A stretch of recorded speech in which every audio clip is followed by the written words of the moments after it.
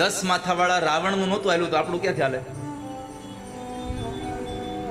સીતાજીને જ્યારે અશોક વાટિકામાં રાખ્યા અને મંદોદરીને સાથે લઈને જાય છે રાવણ, અને રાવણ એમ કહે છે કે તું મારી રાણી બની જા.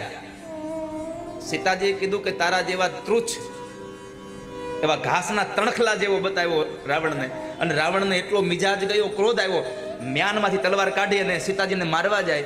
મંદોદરી કીધું કે આ મ્યાન કરી દો, મ્યાન કરી દો. રાવણે મંદોદરીના કહેવા અનુસાર એ તલવારને મ્યાન કરી દીધી. જો 10 માથાવાળો રાવણ મંદોદરીનું માની ગયો હોય તો વિચારજો આપણે એક જ છે.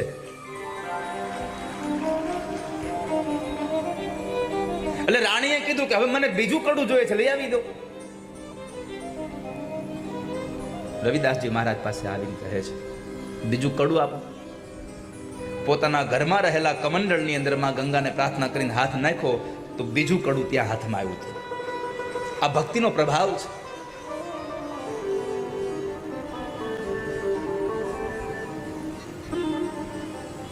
આખો સંસાર હિરણ્યકશિપુથી ડરતો હતો, પણ એનો જ દીકરો પ્રહલાદની સામે હતો. આ દુનિયાનો એક નિયમ છે કે જેને કોઈ ન પહોંચે બાકીનું તમે સમજી લેજો. જેને કોઈ ન પહોંચે.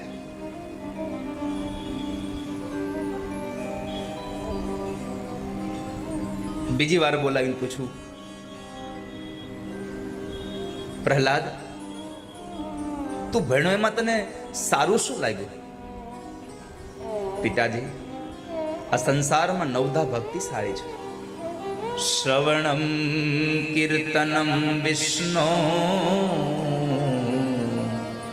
સ્મરણમ પાદ સેવનમ અર્ચનમ વંદનમ દાસ્યમ સખ્યમાત્મનિવેદનમ. બીજી વખતના સમયે જ્યારે પ્રહલાદે કીધું કે 9 ભક્તિ કરીને મારા નારાયણને ભજી લેવાય, ત્યારે હિરણ્યકશિપુ એટલો ક્રોધે ભરાયો કે એણે પ્રહલાદને બોલાવીને કીધું, પ્રહલાદ તું ક્યારનો કીધા કરે છે મારો નારાયણ, મારો નારાયણ, ક્યાં છે તારો નારાયણ? પ્રહલાદ કહે છે, પિતાજી પિતાજી સાંભળો સાંભળો, તમે થોડુંક ઊંધું બોલી ગયા. વળી પાછો આવેશમાં બોલ્યો છે, શું ઊંધું બોલ્યો? તો કહે છે, પિતાજી ક્યાં છે મારો નારાયણ એમ ન પૂછો, ક્યાં નથી આપણો નારાયણ તો કહો મને. આ સંસારમાં ક્યાં નથી ભગવાન નારાયણ? રામચરિત માનસની સાક્ષી પૂરે હરિવ્યાપક સર્વત્ર સમાના. ધ્રુવે પોતાની માને પૂછ્યું કે માં ભગવાન મળે ક્યાં મળે? આખી દુનિયા એમ કહે છે ભગવાન મળે, ભગવાન મળે, તો મળે ક્યાં?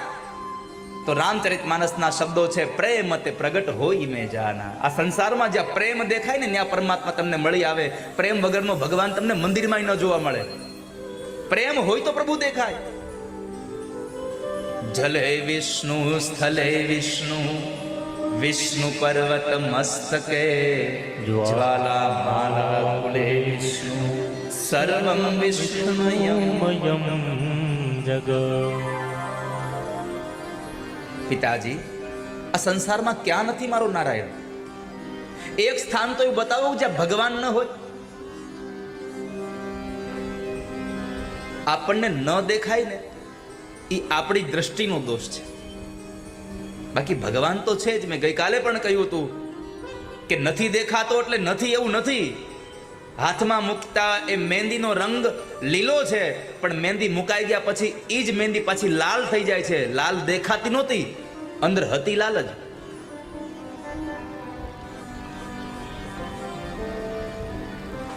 તો એવી આ ભગવાનની અદ્ભુત લીલાઓ. ભગવાન અત્ર તત્ર ને સર્વત્ર વ્યાપક છે. પ્રહલાદ કહે છે, પિતાજી બધે મારો ભગવાન છે.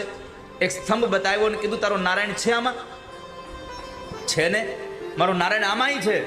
અને જ્યારે એમાં છે એટલા શબ્દો સાંભળ્યા, હિરણ્યકશિપુએ એટલો ક્રોધ આવ્યો, પોતાની ગદાને લઈ અને જ્યારે એ સ્તંભને તોડવા જાય, સ્તંભ ફાટે છે અને ભગવાન ઋષિનું પ્રાગટ્ય થયું છે. બોલીએ નરસિંહ નારાયણ ભગવાન.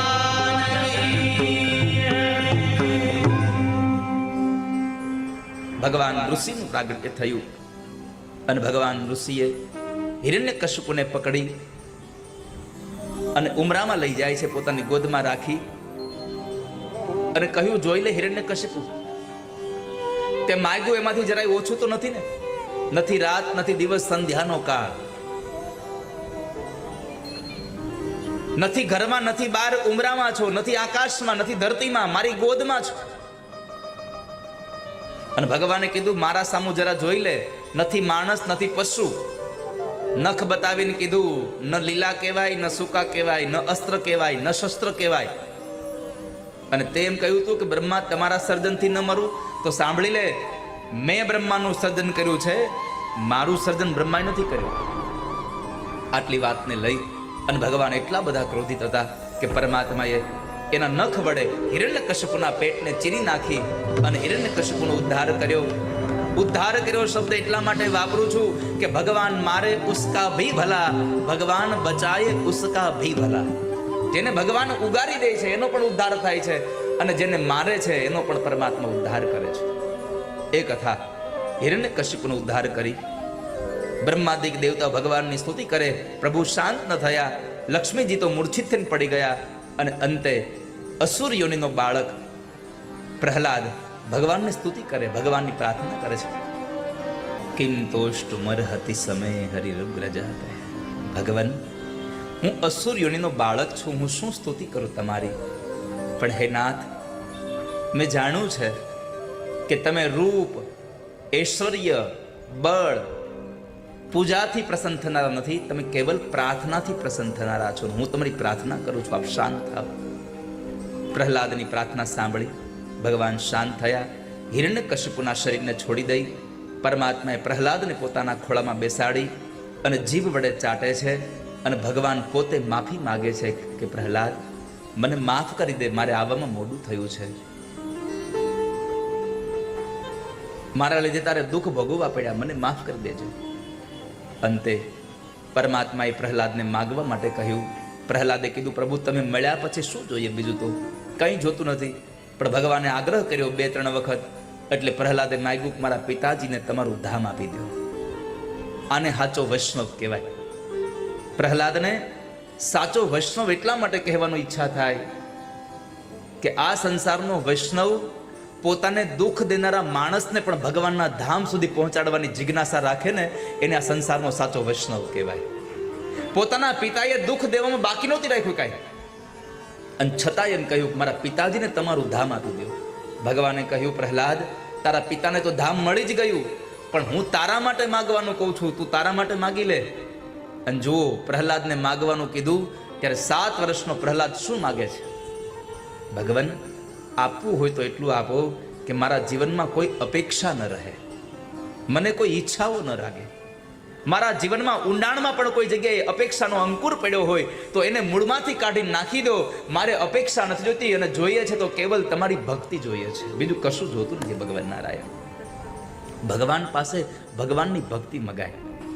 આપણે તો ભગવાન પાસે પૈસો માગીએ છીએ, પણ મારે તમને એટલું કહેવું છે કે નહીં માગવાનું માગશો તો ભગવાન આપશે નહીં. પરમાત્મા પાસે જઈને એવું કહેવાય કે મારી દીકરીને સારો ઘરવાળો મળી જાય, મારી દીકરીને ભગવાન તમારી ભક્તિ મળે, મારા દીકરાને તમારી ભક્તિ થાય, અમને તમારી કથા સાંભળવા મળે. આ ભગવાનની કૃપામાં મગાય. ઘણા લોકો કહેતા હોય દાદા અમારે તો ભગવાનની એટલી કૃપા છે ને એટલું મોટું મકાન થઈ ગયું, અમારો દીકરો ભગવાનની કૃપાથી નોકરીએ ચડી ગયો, અમારા દીકરાની ઘરે દીકરો ભગવાનની કૃપાથી આવી ગયો. યાદ રાખજો, સારું મકાન થાય, દીકરો નોકરીએ ચડી જાય, દીકરાના લગ્ન થઈ જાય, દીકરાની ઘરે દીકરો થઈ જાય, આ ભગવાનની કૃપા છે જ નહીં. ભગવાનની કૃપા તો એને કહેવાય કે તમને કથા સાંભળવા જવાનું મળે, કોઈ સંતનો સંગ થઈ જાય, આને ભગવાનની કૃપા કહેવાય. પૈસો મળે એ ભગવાનની કૃપા નથી, તમને સત્સંગ મળે એ ભગવાનની કૃપા છે. અને સત્સંગ કેવલ પ્રભુની કૃપાથી જ મળે. રામ કૃપા બિનુ સુલભ ન સોઈ. આ સંસારમાં ભગવાનની કૃપા વગર તમને બધું મળી જાય, એક સત્સંગ ન મળે. ભગવાન આદિ શંકરાચાર્ય મહારાજ શારદા મઠની ખીચડી ખાધી છે અમે. ભગવાન આદિ શંકરાચાર્ય મહારાજ એમ કહે છે, દુર્લભમ ત્રયમે વેતદ દેવાનુગ્રહ હેતુકમ મનુષ્યત્વમ મુમુક્ષુત્વમ મહાપુરુષ સંશ્રય. મહાપુરુષનો સંગ થાય તો સમજવું મને ભગવાનની કૃપા મળી છે, મારા ઉપર પ્રભુની કૃપા થઈ છે. તો સપ્તમ સ્કંદ મને તમને બતાવે છે કે ભગવાન પાસે માગવું હોય તો ભગવાનની ભક્તિ મગાય, બાકી જેવું ને તેવું માગશો તો ભગવાન નહીં આપે. અને નહીં આપે એનું એક જ કારણ છે, અને આપણી માનતાઓ એવી જ હોય. આપણું કામ થાય તો ભગવાન તમારું કરશું, આવી માનતા હોય આપણે. હે ભગવાન, મારો દીકરો જો 10મા ધોરણમાં હારા ટકાથી પાસ થાય ને તો અમે સત્યનારાયણ ભગવાનની કથા કરશું, આવી માનતા કરે. પણ પેલા કથા કરી નાખે ને પછી પ્રાર્થના કરી હોય, આવું બને નહીં. એ તો મારું કામ થઈ જાય તો થાય. અરે આ ટકાવારી તો બહુ દૂર રહી. ઘણાની પ્રાર્થના એવી હોય, હે ભગવાન, મારો ચાવીનો જુડો જડી જાય ને તો 2 દીવા કરે, જડી જાહે તો મારું કામ થાય તો તમારું કરીશ, નકર તમારું કરવા ઉભો રહીશ નહીં હું ક્યારે. અહીંયા ભગવાન પાસે ગયો છે, 2 ફૂલ લઈને જાય અને ભગવાનને પ્રાર્થના કરતો હોય કે હે ભગવાન, લ્યો આ ફૂલની માળા અને મેં 2 લાખની લોટરી લીધી છે. 2-5 ફૂલ લઈને મંદિરે આવે અને પછી એમ કહે મને 2 લાખની લોટરી લગાડી દો. તો ભગવાને કીધું કે હું 2 ફૂલમાં 2 લાખ દઈ દઉં એટલો ગાંડો નથી હાવ કઈ. પરમાત્મા પાસે માગવું હોય તો ભગવાનની ભક્તિ માગો, અને કાં તો સ્વયં ભગવાનને પોતાને માગી લો. આપણે ભગવાન પાસેથી બધું માગ્યા કરીએ છીએ એટલે થોડુંક અધૂરું રહી જાય છે. ભગવાનને જ માગી લો ને. એક દીકરીએ પોતાના બાપુજીને કીધું કે બાપુજી મને જેઠ લઈ આવી દો. વળી થોડાક દિવસ થયા તેને કીધું બાપુજી મને હાહરા લઈ આવી દો. એની માને કીધું માં મને હાહુ લઈ આવી દો. એકવાર બધાય ભેગા થઈને કીધું બેટા એક ધણી નક્કી કરી લે એટલે બધું મફતમાં આવશે. એમાં સંસારમાં પરમાત્માને ભજી લો એટલે દુનિયાની બધી જ સંપત્તિ તમારા શરણોમાં આવતી જશે. વાલા ભક્તો, એક પ્રભુ મળી જાય, એક પરમાત્મા મળી જાય તો આપણો ધણી મોટો હોવો જોઈએ. તો 7મ સ્કંદમાં ભગવાને હિરણ્યકશ્યપનો ઉદ્ધાર કર્યો, પ્રહલાદનો ઉદ્ધાર કર્યો એની કથા બતાવી. 7મ સ્કંદને ત્યાં વિશ્રામ કર્યો. 8મ સ્કંદની અંદર ભગવાનનો હરિ અવતાર થયો એની કથા છે. પરમાત્માનો હરિ અવતાર 2 વખત થયો. એક ધ્રુવ માટે હરિ અવતાર થયો અને એક અહીંયા ગજેન્દ્ર માટે ભગવાનનો હરિ અવતાર થયો છે.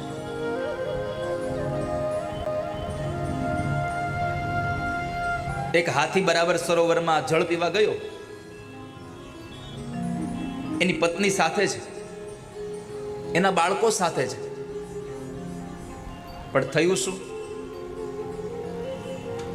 એટલો મદોન્મત બની ગયો કે ભૂલી ગયો કે આ સરોવરમાં એક મગર રે, એ મગર મને જો પકડી લેશે તો હું બહાર નહીં જઈ શકું. અધ્યાત્મ અર્થની કથા જો સમજવા જાઓ તો સરોવર એટલે સંસાર છે, હાથી એટલે જીવાત્મા છે, અને પેલી મગર એટલે મૃત્યુ છે, કાળ છે. અને કાળ હંમેશા પગ પકડે છે, મૃત્યુએ પગ પકડે છે. સંસારમાં આવીને એટલો બધો મદોન્મત થઈ ગયો આ જીવાત્મા કે મારે મરી જવાનું છે, ભૂલી ગયો.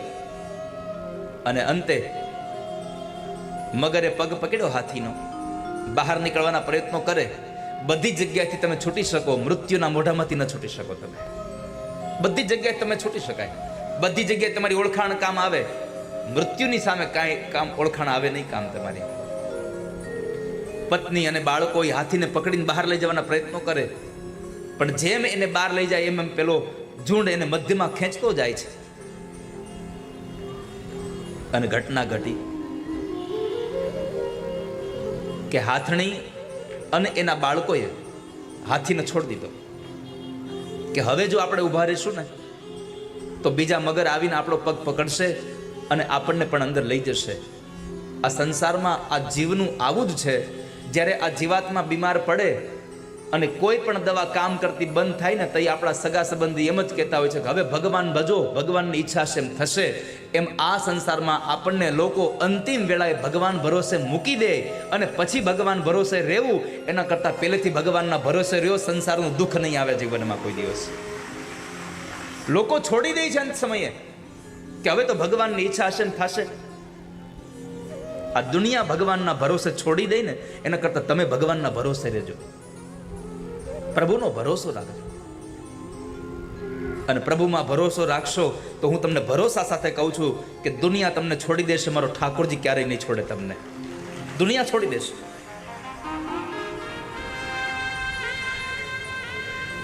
આ દુનિયા તો મતલબી છે, મતલબની આ દુનિયા છે. જ્યાં સુધી સ્વાર્થ હોય ત્યાં સુધી તમારી હારે રહેશે. સુર નર મુનિજન સબકી યહ રીતિ, સ્વાર્થ કારણ કરહી પ્રીતિ. આ દુનિયા પ્રીત કરે પણ માત્ર સ્વાર્થ માટે. સ્વાર્થ પૂરો એટલે પ્રીત પૂરી. કોણ હું ને કોણ તું. અરે આપણી પત્ની કે જેણે આપણી સાથે 40-40, 50-50 વર્ષનો સમય વિતાવ્યો છે અને જ્યારે આપણું મૃત્યુ થાય ને ત્યારે આપણા શબની નજીક પણ નથી આવતી, એ પણ સાથ છોડી દે છે. આ દુનિયા છે. સ્વાર્થના સૌ સગા સંબંધી, સ્વાર્થની છે દુનિયા અંધી. આ સંસાર સ્વાર્થનો સંબંધી છે, માટે સાથ છોડી દેશે. અને જ્યારે ગજેન્દ્રને પોતાના પરિવારના લોકોએ છોડી દીધો, પછી એને ભગવાનને યાદ કર્યા. ક્યારે? જ્યારે નાક ડૂબવાનો સમય થયો. જ્યારે પોતાનું નાક ડૂબવાનો સમય થયો એટલે આ ગજેન્દ્રનું એવું છે, એક પછી એક અંગ ડૂબી જાય ત્યાં સુધી ભગવાન હજી યાદ ન રહે. પગેથી હાલી ન શકે, હાથેથી કામ ન થાય, મોઢામાં દાંત ન રહે, 32 વેપારી દુકાન ઉપાડીને વૈયા જાય, ત્યારે ભગવાન યાદ ન આવે. પણ જેવો શ્વાસ રૂંધાવા લાગે એટલે ભગવાન યાદ આવે. નાક કાન ડૂબન લગે તબ કૃષ્ણ કો પુકારે. नाक कान डूबन लगे कृष्ण को पुकारे. અને જ્યારે અંતરમાંથી અવાજ થયો,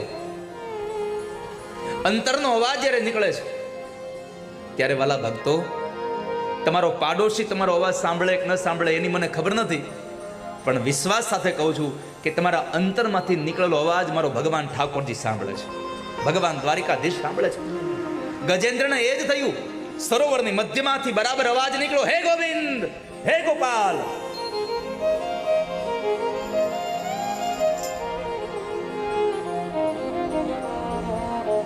અંતરમાંથી નીકળેલી વાણી, એક અંતરનો નાદ, અંતરની વાણી, આંખનું પાણી, આ બે ભેગું થાય ને તો દુનિયાના પાતાળના છેડામાંથી પણ સારંગ પાણીને લાવે તાણી. યાદ રાખજો, સારંગ પાણી એટલે ભગવાન. અંતરની વાણી હારે આંખનું પાણી, આ સારંગ પાણીને લાવે તાણી. ભગવાનને તાણી લાવે છે. વાલામાં દ્વારિકામાં શબ્દનો અવાજ ગયો, અંતરમાંથી નીકળેલી વાણી ભગવાન સુધી ગઈ અને ભગવાન દ્વારિકાધીશ પોતે શંખ ચક્ર ગદા પદ્મ લઈને આવ્યા છે. ગરુડ ઉપર બિરાજમાન થઈને આવી અને સૌથી પહેલા ઝુંડ અને હાથીને બંનેને કિનારા ઉપર લઈ આવી અને પોતાના સુદર્શન ચક્ર વડે ઝુંડનું મસ્તક કાપ્યું. જ્યારે ઝુંડ મરાયો, હું નામનો ગંધર્વ પ્રગટ થયો. દેવલ ઋષિના શ્રાપને લઈ અને એ ઝુંડ બનેલો અને ભગવાને પોતાનો વરદ હાથ હાથીને સ્પર્શ કરાવ્યો અને એમાં હાથીના રૂપને છોડી અને ઇન્દ્રદ્યુમ્ન નામનો રાજા પ્રગટ થયો. અગત્ય ઋષિના શ્રાપને લઈ અને હાથી બનેલો. બંને જ્યારે શ્રાપમાંથી મુક્ત થયા ત્યારે ઇન્દ્રદ્યુમ્ન નામના રાજાએ ભગવાનને સ્તુતિ કરી કીધું, ભગવાન પ્રાર્થના છે મારી, તમારી સ્તુતિ કોણે કરી? તમને બોલાવ્યા કોણે? મેં યાદ કર્યા. ઓમ નમો ભગવતે તસ્મૈ યતયે તચિદાત્મકમ પુરુષાય દિવિજાય પરેશાય વિધિમહી. હે ભગવાન, પ્રાર્થના મેં કરી હતી. હા બરાબર છે, પ્રાર્થના તે કરી હતી. તો તમે આવ્યા કોના માટે? તારા માટે. અરે મારા માટે આવ્યા તો પેલો ઉદ્ધાર ઝુંડનો શું કામ કર્યો? શા માટે પેલા તમે એને ઉદ્ધાર કર્યો? અને સાંભળજો હવે ભગવાનનો જવાબ. ભગવાને કીધું કે મારી પ્રાર્થના કરે, જે મારા પગ પકડે એનો તો ઉદ્ધાર કરું, પણ મારા પગ પકડનારના જે પગ પકડે એનો ઉદ્ધાર પહેલા કરી દઉં છું. મારો દાસ હોય એને તો હું ગતિ આપી જ દઉં, પણ મારા દાસનો દાસ બને એને ગતિ પહેલા આપી દઉં છું. ભગવાને અહીંયા હરિ અવતાર લીધો, અને હરિ અવતાર ભગવાનનો એટલા માટે ભક્તજનાનામ ક્લેશમ હરતિ ઇતિ હરિ. જે ભગવાન ભક્તોના ક્લેશને હરે છે એનું નામ હરિ છે. એ ભગવાન હરિનો અવતાર થયો. ત્યાર પછી સમુદ્ર મંથનની કથા છે. સમુદ્ર મંથનમાં દેવ અને દાનવો ભેગા મળી અને મંથન કરે.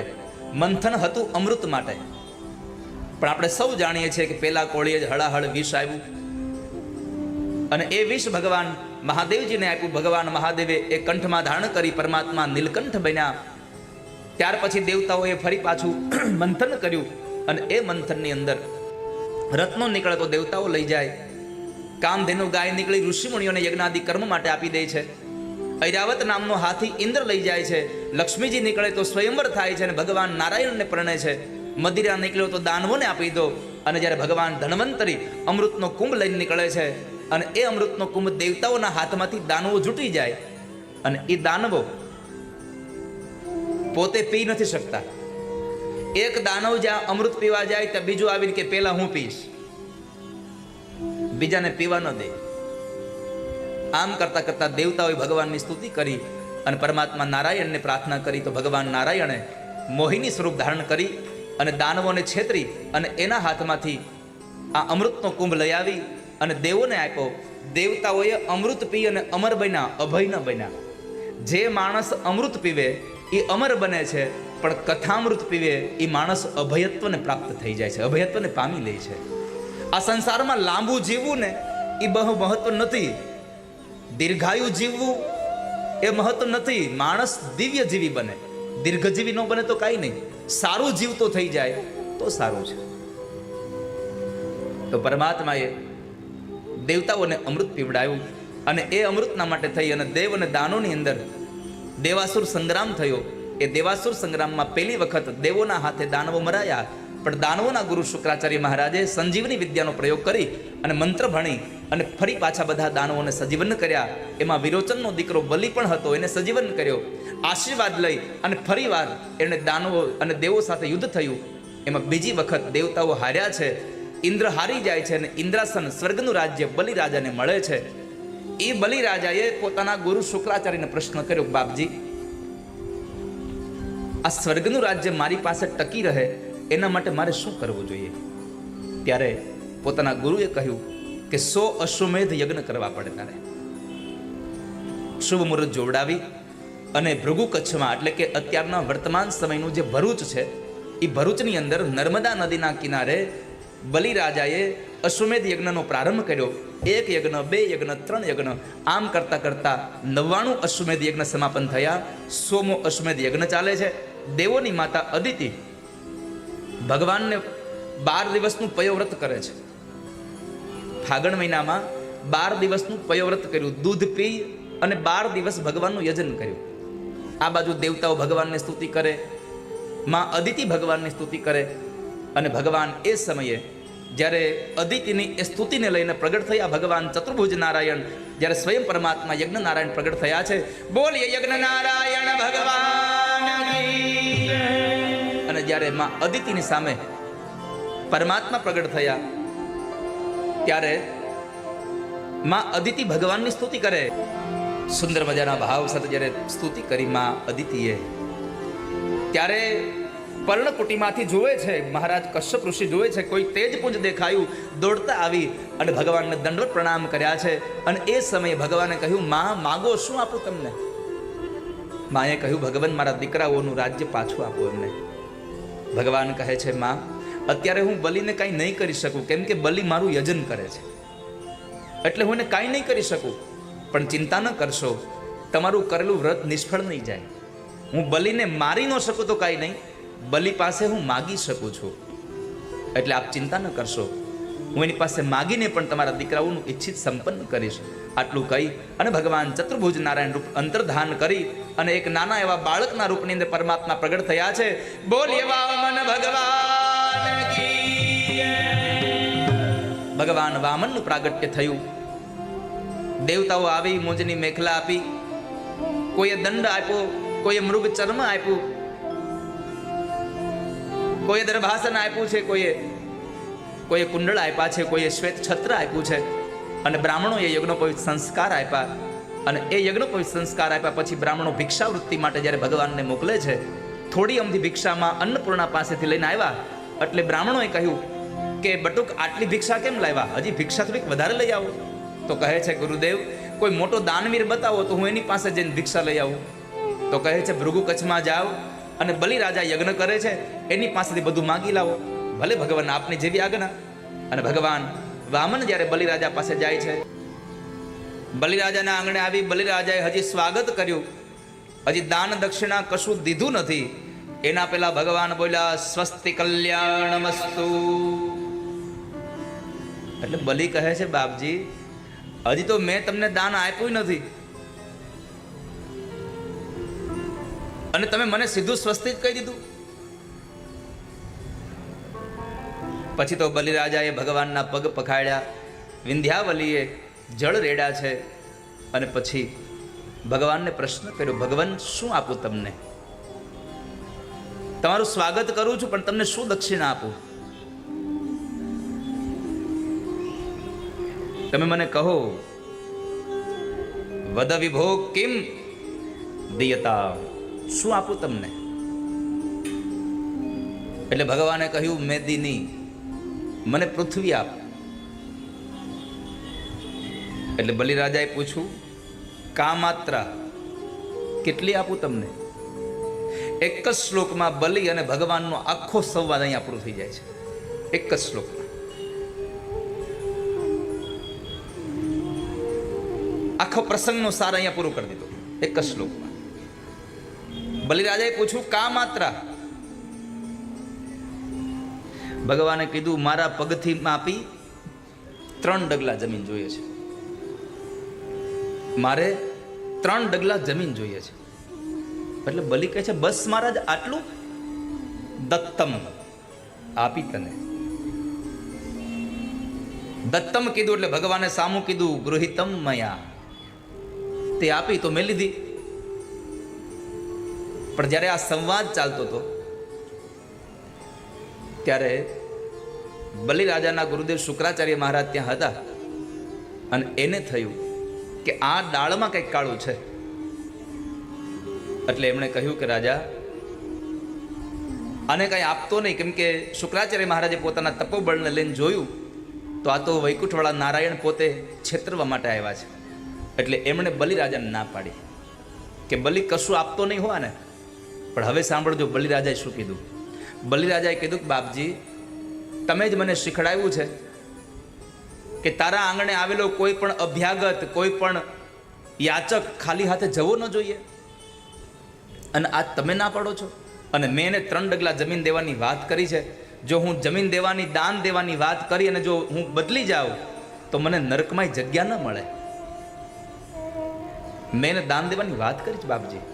અરે પણ સાંભળ, આ તને છેતરવા વૈકુંઠવાળો વિષ્ણુ આવ્યો છે, તારું બધું લઈ જશે.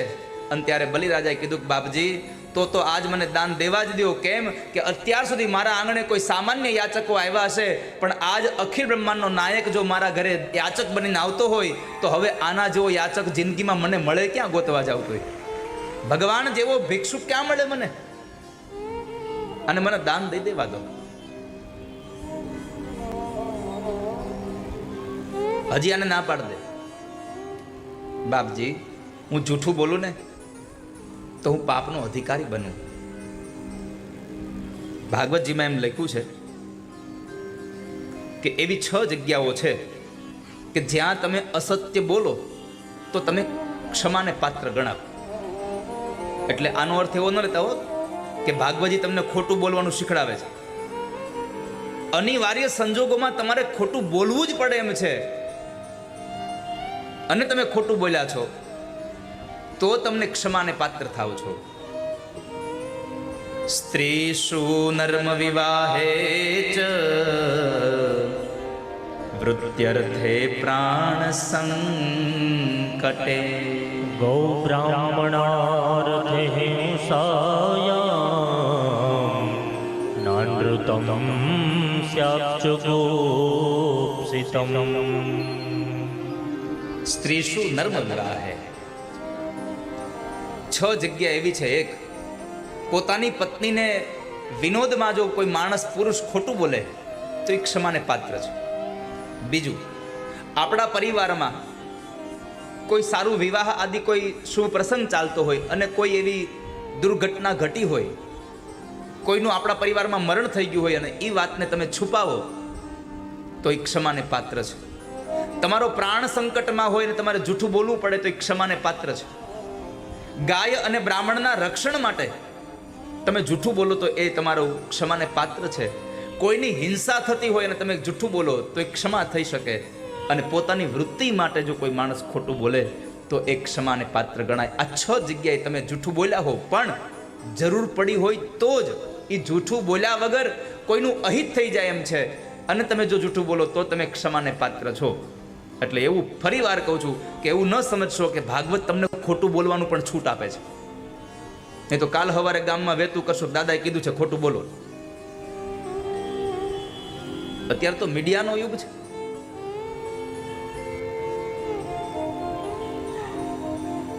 શુક્રાચાર્ય મહારાજ એને સમજાવે છે, પણ બલિરાજાએ કીધું બાપજી, મેં 3 ડગલા જમીનનો સંકલ્પ કર્યો છું, મને આપીને રહીશ. અને 3 ડગલા જમીન સંકલ્પ લેવા માટે કહ્યું તો ભગવાને કહ્યું સંકલ્પ કરો. ગુરુદેવે સંકલ્પ કરાવવાની ના પાડી. ભગવાન કે લાવો હું કરાવી દઉં. ભગવાન સંકલ્પ કરાવવા ગયા તો એ સમયે બરાબર પેલી પાણીની જાળીની અંદર શુક્રાચાર્ય મહારાજ બેસી ગયા.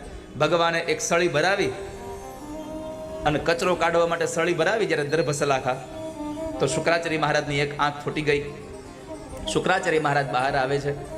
અહીંયા ભગવાને એક આંખ ફોડી. એનું એક જ કારણ હતું, પરમાત્માએ ઉપદેશ કર્યો કે ગુરુની દ્રષ્ટિમાં કોઈ દી ભેદ ન હોવો જોઈએ. ક્યારેય ગુરુની દ્રષ્ટિ સમાન હોવી જોઈએ. ગુરુની દ્રષ્ટિમાં ભેદ ન હોય ક્યારેય. પૈસાવાળો શિષ્ય હોય તો મને ગમે છે અને પૈસા વગરનો શિષ્ય મને નથી ગમતો, આ ભેદ ગુરુને હોવો જ ન જોઈએ. ગુરુને તો બધા સરખા હોવા જોઈએ. હોશિયાર વિદ્યાર્થી પણ એટલો જ વાલો હોવો જોઈએ અને જે થોડો ભણવામાં કાચો છે એ વિદ્યાર્થી પણ એટલો જ વાલો હોવો જોઈએ. આ ગુરુનું સૌથી પહેલો નિયમ છે. ગુરુની દ્રષ્ટિમાં ભેદ ન ચાલે. આજે મને આનંદ છે કે જે ગુરુજનો પાસે હું ભણ્યો છું એ ગુરુજનો અહીંયા આવીને બેઠા છે અને કથા સાંભળી રહ્યા છે. બધા ગુરુજનો આજે વ્યાસપીઠે એણે જે ભણાવ્યું છે, કારણ કે મારો અભ્યાસ પણ દ્વારિકામાં જ થયો, હું દ્વારિકામાં જ ભણ્યો અને એ ગુરુજનો અહીંયા આવીને બેઠા છે. એટલે એ બધા જ ગુરુજનોને પણ મારા પ્રણામ છે. એ ગુરુજનોને પણ એકવાર તાળીઓના નાદથી આપણે વધાવીએ કે બધા પોતે સમય લઈને, કારણ કે મેં કહ્યું હતું કે કાલે નંદ મહોત્સવ છે એટલે મોડું થશે. કેટલું મોડું થાય એ ખબર નથી. ભૂખ નથી લાગી ને? કેટલા લોકોને ભૂખ લાગી છે? લાગી છે કોઈને? નહીં ને? હા, ભગવાનની કથાની ભૂખ લાગી હોય હાથ ઊંચો કરો.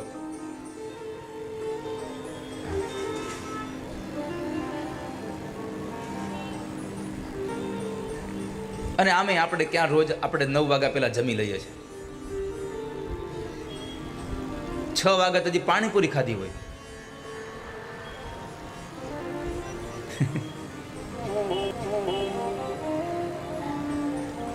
તો ભગવાને સંકલ્પ કરાવ્યો, સંકલ્પનું જળ નીચે મૂક્યું અને એ જ સમયે પરમાત્માએ પોતાનું રૂપ વધાર્યું. પરમાત્મા વામનમાંથી વિરાટ બન્યા છે. મસ્તક ભગવાનનું આકાશને આંબી ગયું. એક ચરણની અંદર પરમાત્માએ આકાશ લોકને માપ્યું, બીજા ચરણમાં પરમાત્માએ પૃથ્વી લોકને માપ્યું. બલિરાજા 2 હાથ જોડી અને બેઠા છે. ભગવાને કહ્યું, બલિ, તારા 3 ડગલાનો સંકલ્પ છે, મને બતાવ મારું ત્રીજું ચરણ ક્યાં રાખું. બલિરાજાએ કીધું, ભગવાન, હું શું કહું તમને, તમે તો મારું બધું લઈ લીધું છે. ભગવાને કીધું, સંકલ્પ અધૂરો રહેશે તો પાપનો ભાગીદાર બનીશ. તારો 3 ડગલાનો સંકલ્પ છે, હજી 2 ડગલા થયા છે, મને બતાવ મારું ત્રીજું ચરણ ક્યાં રાખું. અને ત્યારે બલિરાજાએ એટલું કીધું, બાપજી, તમે મારું બધું ભલે લઈ લીધું પણ હજી હું કોઈનો થયો નથી. એટલે એક કામ કરો, તમારું ત્રીજું ચરણ મારા મસ્તક પર પધરાવો અને મને 3 ડગલા જમીનના સંકલ્પમાંથી મુક્ત કરી દો. ભગવાને ત્રીજું ચરણ એના મસ્તક પર પધરાવી એને પાતાળમાં ઉતારે છે. પાતાળનું રાજ્ય બલિરાજાને આપ્યું અને બલિરાજાને કહ્યું કે રાજા, તારી ભક્તિથી બહુ રાજી થયો છું. આત્મનિવેદનમ, આ નવધા ભક્તિની છેલ્લી ભક્તિ, પોતાનું સર્વસ્વ ભગવાનને આપી દીધું. એટલું નહીં, પોતે પણ ભગવાનનો થઈ ગયો.